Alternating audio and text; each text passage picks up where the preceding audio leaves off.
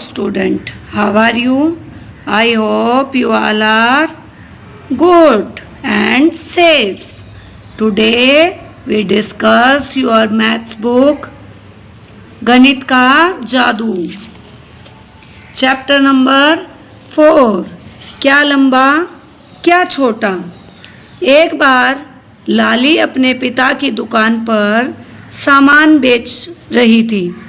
तभी वहाँ एक किसान रस्सी खरीदने आया। किसान बोला, क्या मुझे 7 हाथ रस्सी दोगी?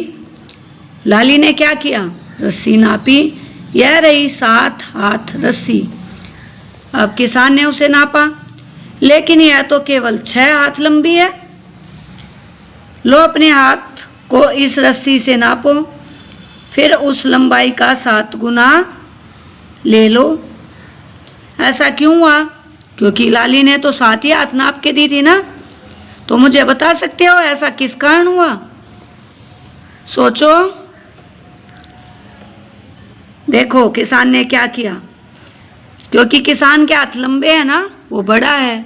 अब मेरे हाथ तुमसे लंबे हैं ना बेटा, और तुम्हारे हाथ तो छोटे हैं क्योंकि तुम बच्चे हो। इसीलिए लाली के 7 हाथ किसान के 6 हाथों जितने हुए। देखो अब, तब किसान ने अपने हाथ को रस्सी से नापा और लाली ने उसे रस्सी का 7 गुना किसान को दे दिया। तुम अपनी माँ का हाथ और अपना हाथ नापो, उसमें क्या अंतर है? देख के बताओ। वही मैंने अभी बताया ना तुम्हें। अब देखो आगे क्या करें। सोचो कितने ढोर जी कितने कदमों में सड़क पार कर जाएगा? देखो अंदाजा लगाओ। 5 कदमों में। अब इसके बाद है, ये मेज दिखाई दे रही है आपको, इसके ऊपर बाउल रखे ना, कटोरिया। मेज पर इस कतार में कितने कप रखे जा सकते हैं? 3 तो पहले ही रखे हुए हैं। इन्हीं से अंदाजा लगाओ और बताओ मुझे कि कितने कप और रख सकते हो। हम 5 कप और रख सकते हैं, यानी कि कुल 8 कप इस मेज पर आ सकते हैं। अब इसके बाद है, पेड़ की टहनी पर पहुंचने के लिए एक के ऊपर एक कितने घड़े रखने होंगे? ये 2 घड़े रखे हुए हैं ना। ऐसे हमें कितने घड़े रखने चाहिए कि हम यहाँ पहुंच जाएं? इसके लिए हमें 6 घड़े। ये सब हम अंदाजा लगा रहे हैं, इनको माप के। आप ये चित्र बनाकर भी पूरा कर सकते हैं। इस तार पर कितने कपड़े टांगे जा सकते हैं? एक ने इतनी जगह लिया ना, अगला यहाँ, अगला यहाँ और यहाँ, तो कितने टंगेंगे? 4। 1 सेंटीमीटर कितना होता है? अब देखिए, ये क्या है? छिपकली है ना। ये माचिस की तीली दिखाई दे रही है आपको। ये जो बॉक्स हैं, ये स्केल के बॉक्स हैं। आप देखिए, आपके किताब के किनारे पर भी स्केल बना हुआ है ना। ऐसे ही तो माचिस की तीली में कितने सेंटीमीटर हुए? 1 2 3 4 ना। और छिपकली में कितने हुए? काउंट करो। 1 2 3 4 5 6 7 8 9 10 11 12 13। तो 13 सेंटीमीटर हुए ना। अब नीचे देखो, डाइस में कितने हैं?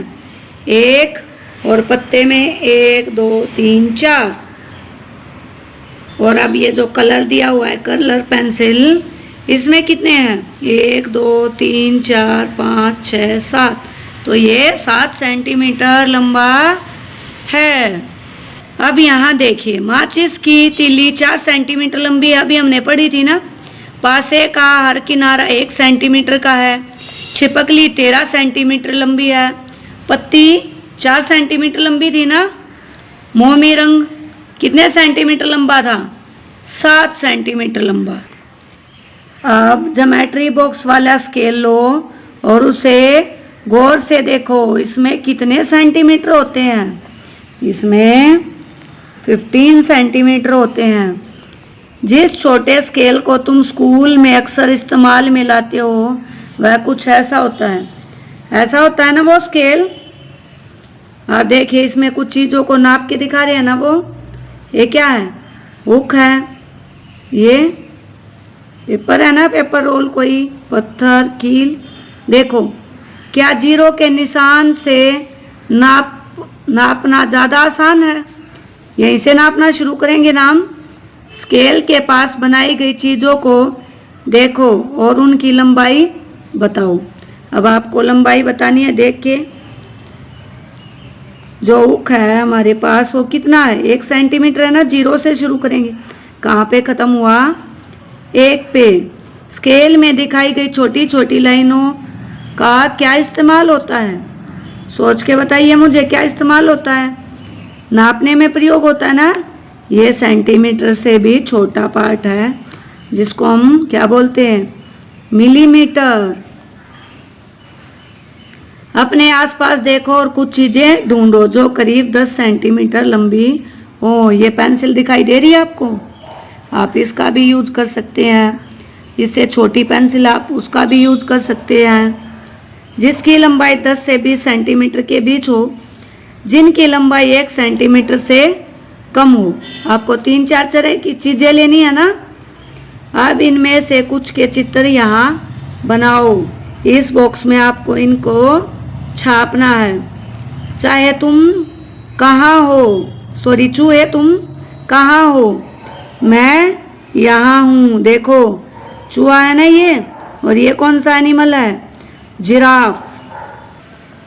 मेरा हाथ कितना लंबा? अपने अंगूठे और अपनी सबसे छोटी उंगली की लंबाई को नापो। इस पैमाने पर दिए गए स्केल का इस्तेमाल करो।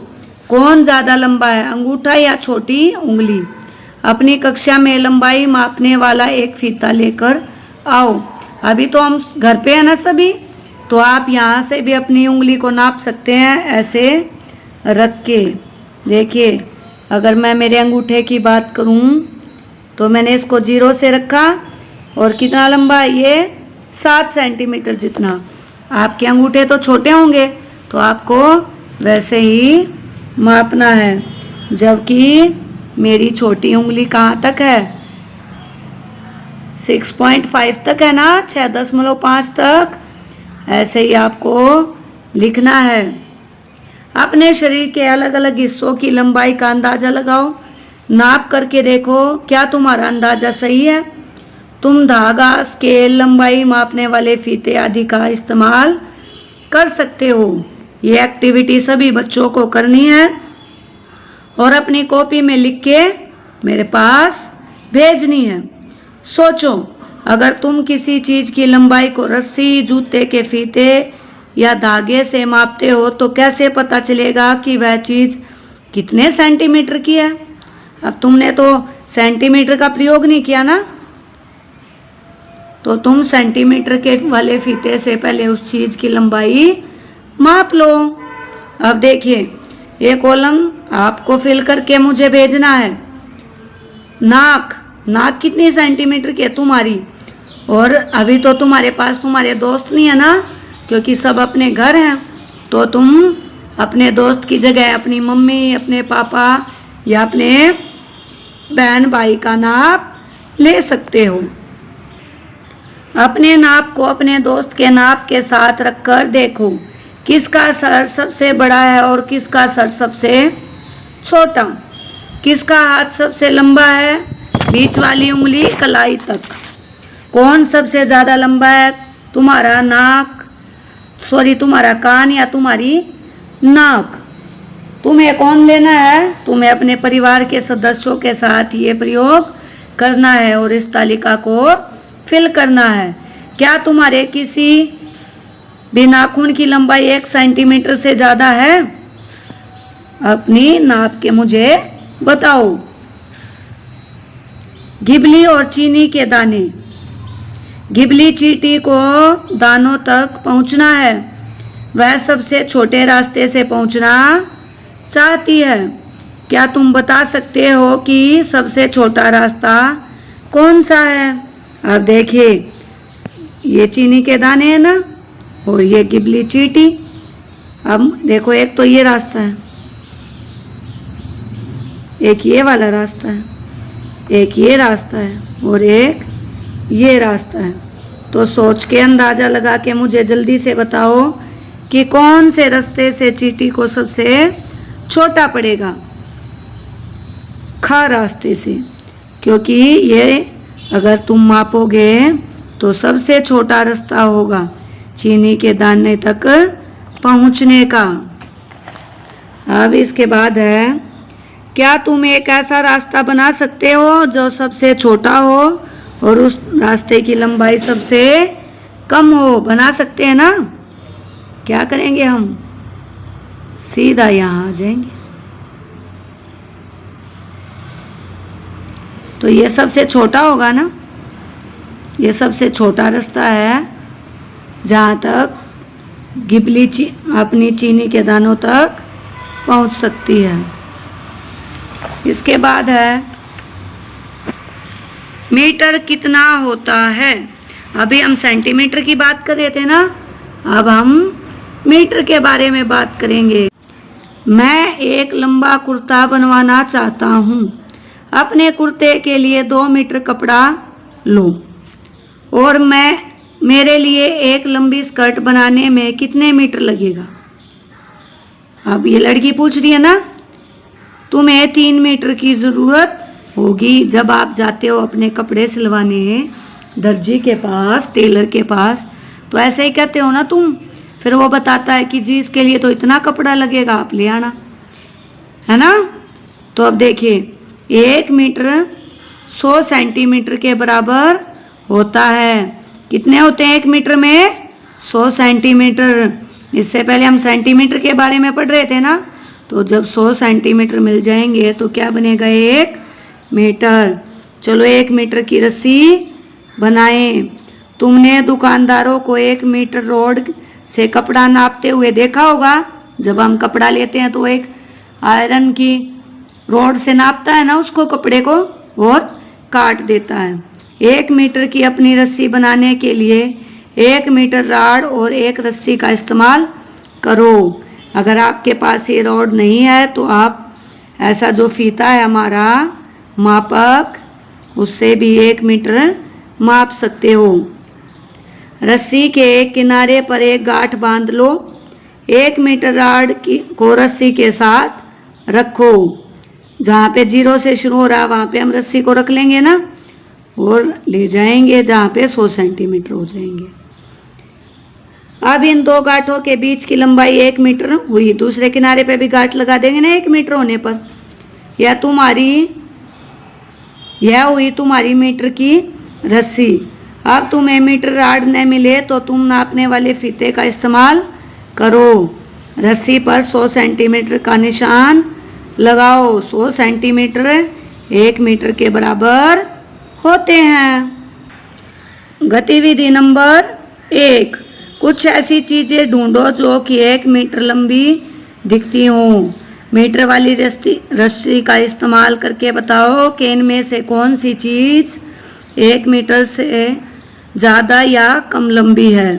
चीज़ों के नाम देखिए, ये सभी आपके घर पर अवेलेबल है ना। मेज की लंबाई 1 मीटर से ज़्यादा है या 1 मीटर से कम है? 1 मीटर से ज़्यादा है। मेज की चौड़ाई 1 मीटर से कम है। दरवाजे की चौड़ाई 1 मीटर से कम है। दरवाजे की लंबाई 1 मीटर से अधिक है। अब आपको 2-3 चीज़ें और लिखनी है। आप यहाँ किन का प्रयोग कर सकते हैं? अपने बेड का प्रयोग कर सकते हैं, अपनी कुर्सी का प्रयोग कर सकते हैं, साइकिल का, फैन का, पंखे, जो भी आपको अवेलेबल, अलमारी, उनका प्रयोग करके यहाँ छाट के लिखिए। जो पेरेंट्स इस वीडियो को देख रहे हैं, अपने बच्चों को ये गतिविधियाँ करवाएं ताकि वो उनको सेंटीमीटर और मीटर की समझ विकसित करने में आसानी हो। वो अनुभव के साथ इस प्रक्रिया को सीख लें। गतिविधि नंबर 2, कक्षा 3 के कुछ बच्चों ने 1 मीटर का निशान अपनी कक्षा की दीवार पर बनाया था। तुम भी अपनी कक्षा की दीवार पर 1 मीटर का निशान बना सकते हो। इससे तुम अपनी लंबाई भी माप सकते हो ना कि तुम कितने मीटर के हो गए हो। अब अपने अपने दोस्तों की लंबाई का एक चार्ट बनाओ, क्योंकि अभी तो कोरोना फैला हुआ है, लॉकडाउन है, तो ये गतिविधि आपको अपने घर पर ही करनी है। आपको परिवार के सभी सदस्यों की लंबाई माप के चार्ट बनाना है। सेंटीमीटर को मापने के लिए तुम अपने छोटे स्केल का इस्तेमाल कर सकते हो। देखो अब शंभू 1 मीटर से लंबा है, छोटा है या बराबर है? लंबा है। कितना लंबा है 1 मीटर से? 4 सेंटीमीटर। अभी तुम्हें बाकी परिवार के सदस्य हैं जो आपके, उनका लिखना है, फिर बताना है कि वो 1 मीटर के बराबर है। तो ठीक है, लंबे हैं तो कितने लंबे हैं, छोटे हैं तो कितने सेंटीमीटर छोटे हैं। अब देखिए, अरे वाह, मैं 1 मीटर से 4 सेंटीमीटर ज़्यादा हूँ। ये बच्चे दिखाई दे रहे हैं आपको? मैं भी देखूं कि क्या मैं 1 मीटर से ज़्यादा लंबी हूँ। नाप रहा है ना इसको? ऐसे ही आपको मापना है, लेकिन जूते चप्पल निकाल के।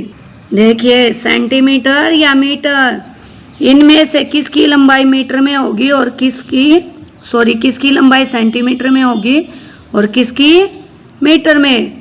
कंप्यूटर स्क्रीन की चौड़ाई, कंप्यूटर देखा है ना आपने, किसमें होगी इसकी चौड़ाई? सेंटीमीटर में। उस पगड़ी की लंबाई जो सिख पहनते हैं वो लंबी होती है ना, वो 5 मीटर की होती है, तो उसकी लंबाई किस में लेंगे हम? मीटर में। 1 साल के बच्चे की लंबाई सेंटीमीटर में, केले की लंबाई सेंटीमीटर में। अगर केले के पेड़ की लंबाई मापेंगे तो किस में जाएगी? मीटर में। हाँ, तो ध्यान रखें, यहाँ मैंने केला बोला है ना कि केले का पेड़। एक हाथी की कमर का घेरा किस में होगा? मीटर में। गन्ने की ऊंचाई मीटर में। कुएं की गहराई मीटर में। तुम्हारी माँ की लंबाई मीटर किस में होगी? तुम्हारी माँ की लंबाई सेंटीमीटर में माप सकते हो ना तुम। कक्षा में स्कूल के प्रवेश द्वार की दूरी मीटर में। तुम्हारे पिता के हाथ की लंबाई सेंटीमीटर में। चलो आगरा चलें। मेरी और बाईचुंग अपने परिवार के साथ आगरा जा रहे थे। वे आगरा कैंट रेलवे स्टेशन पर उतरे, रिक्शा में बैठे और ताजमहल पहुंचे। 3 घंटे वहां खूब मजा किया, फिर रिक्शा लिया और पहुंच गए आगरा का किला देखने। दोपहर में उन्होंने एक बस पकड़ी और फतेहपुर सीकरी की ओर चल पड़े। अब देखिए, आपकी बुक में एक मैप दिखाई दे रहा है ना, आगरे का नक्शा है वो।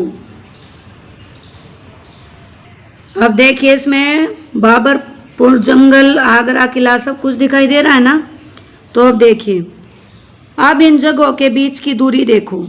आगरा कैंट रेलवे स्टेशन, कहाँ है आगरा कैंट रेलवे स्टेशन? ये रहा। यहाँ से ताजमहल ये रहा। कितने किलोमीटर है? 5 किलोमीटर। ताजमहल से आगरे का किला ये रहा 2 किलोमीटर। आगरा के किले से फतेहपुर सीकरी 40 किलोमीटर। इधर चले गए ना, 40 किलोमीटर। अब नक्शे में देख कर पता करो, रेलवे स्टेशन से ज़्यादा दूर क्या है, ताजमहल या फतेहपुर सीकरी? सोच के बताओ मुझे जल्दी से। ताजमहल तो 5 ही किलोमीटर था ना, जबकि फतेहपुर सीकरी कितनी दूर है? हाँ, फतेहपुर सीकरी 40 किलोमीटर दूर है, तो ज़्यादा दूर कौन हुआ? फतेहपुर सीकरी। अब ये क्रॉसिंग की लाइन दिखाई दे रही है तुम्हें, रेलवे लाइन। यह निशान रेलवे पटरी के लिए है। कौन सी जगह रेल की पटरी से ज़्यादा पास है? ये देखो यहाँ पे, ये रेल की पटरियाँ है ना। कौन सबसे ज़्यादा पास है इसमें? बताओ मुझे। आगरे का किला, आगरे के किले से ज़्यादा पास है ना ये, है ना। यहाँ से तो दूर है। अब इसके बाद है कौन सी, बाबरपुर जंगल या ताजमहल। ये उत्तर बताना है कौन सी जगह रेलवे की पटरी से ज़्यादा पास है। बाबरपुर है या आगरा का किला, ताज जंगल, कौन सा ज़्यादा पास है? बाबरपुर ज़्यादा पास है ना, ताज जंगल तो बहुत दूर है। तो इसका उत्तर क्या होगा? बाबरपुर जंगल। आगरा का किला या ताजमहल, कौन ज़्यादा पास होगा? आगरा का किला। यमुना नदी के ज़्यादा नज़दीक क्या है? ये यमुना नदी है ना, ज़्यादा नज़दीक क्या है इसमें? देख के बताओ मुझे। इसका उत्तर ताजमहल है। आगरा का किला जबकि इसके बिल्कुल साथ दिखाई दिया गया है, बट ये मिसप्रिंट है क्योंकि ताजमहल के जस्ट पीछे यमुना नदी है, जबकि आगरा के किले से वो दूर है। सही लंबाई से मिलाओ। अनुमान लगाओ कि इनमें से कौन सी चीज़ किस लंबाई के साथ सही बैठती है। लाइन खींचकर मिलान करना है आपको। क्या है ये? एक केचुए की लंबाई क्या किलोमीटर में हो सकती है? नहीं, मीटर में नहीं, ये तो सेंटीमीटर में होगा ना। तो अब देखो 1 सेंटीमीटर हो सकती है? नहीं। 1 मीटर नहीं, तो ये कितनी हो सकती है? 10 सेंटीमीटर। अब है एक बच्चे की लंबाई, कितनी हो सकती है एक बच्चे की लंबाई? हाँ, एक बच्चे की लंबाई 1 मीटर हो सकती है। उंगली के नाखून की चौड़ाई 1 सेंटीमीटर हो सकती है। ये साड़ी की लंबाई, साड़ी कितनी होती है? 5 मीटर लंबी होती है साड़ी। अब है घर से स्कूल की दूरी किलोमीटर में, इसके लिए हमारा ये आ जाएगा। आपको भी ऐसे ही मैच इट करने हैं इसमें, ठीक है।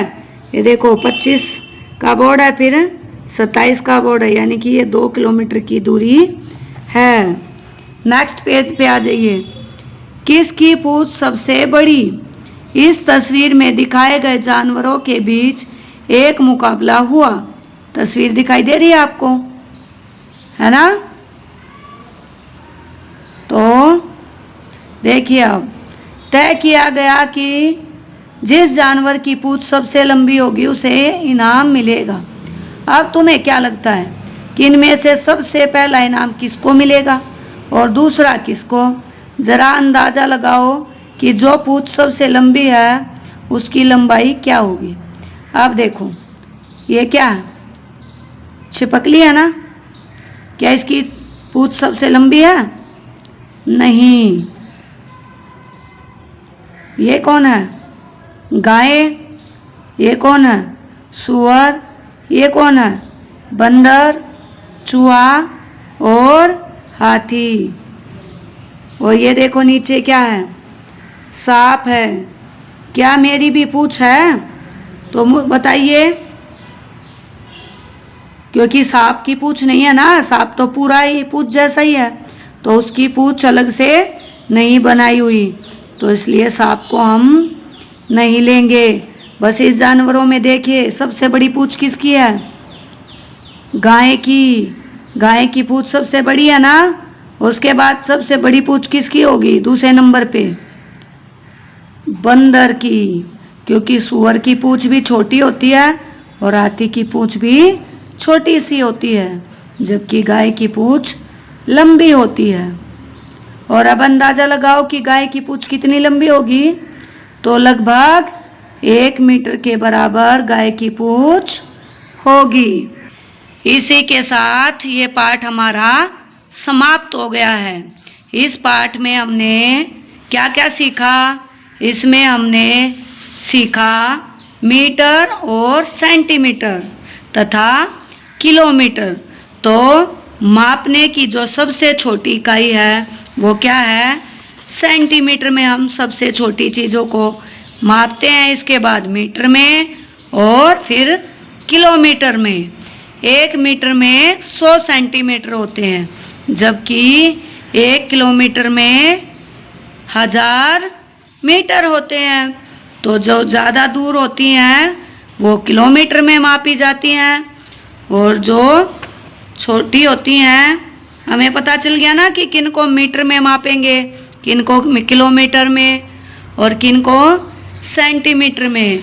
तो यही एक्टिविटीज़ आपको करके सीखनी है और अच्छे से सीखना है कि किन चीज़ों का नाप हम मीटर में लें, सेंटीमीटर में लें और किन का किलोमीटर में।